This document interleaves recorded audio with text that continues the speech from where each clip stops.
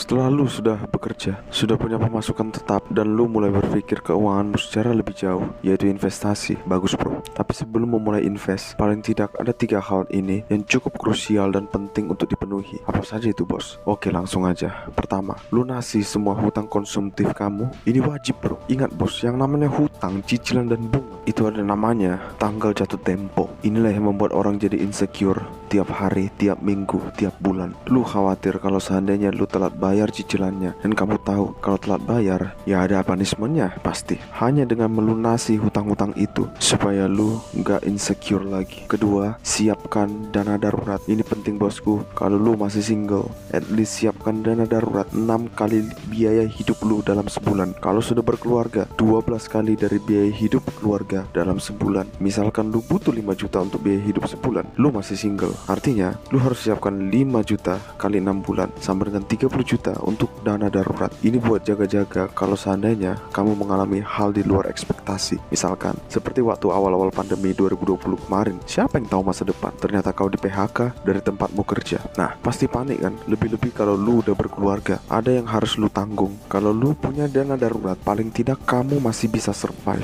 6 bulan ke depan kalau kamu masih single, 12 bulan ke depan kalau kamu sudah berkeluarga. Nah, pada masa-masa itu kamu usaha, upaya, cari cara lain untuk mencari pemasukan baru. Entah kamu coba melamar tempat kerja baru, atau lu coba dagang atau jualan, atau kau coba buka usaha kecil-kecilan. Sehingga jika berhasil, ternyata kamu sudah punya income sebelum dana darurat kamu sudah habis, dan akhirnya hati bisa tenang lagi. Dan dana darurat ini harus dalam keadaan liquid, artinya uangnya mudah dicairkan. Bisa mungkin berupa tabungan di bank atau dalam bentuk emas yang proses pencairannya cepat. Jangan pula dana darurat kamu dalam bentuk properti contohnya. Susah kalau mau dicairkan, karena properti ini bersifat aset tidak lancar. Gak mungkin properti ini bisa langsung laku terjual hanya dalam waktu 1 hari kan. Jangankan nunggu cair uangnya, mendapatkan pembelinya yang cocok pun butuh waktu. Dan ingat kamu harus punya komitmen untuk tidak mengotak-ngatik uang darurat ini. Apapun yang terjadi, jangan gunakan dana darurat itu kecuali kalau kamu mengalami hal-hal yang urgent atau emergency terkait dengan hidupmu. Dan ketiga, asuransi. Saya memang bukan pakar asuransi, tapi umumnya ya paling tidak lu punya asuransi jiwa dan kesehatan. Ini buat jaga kantongmu. Kalau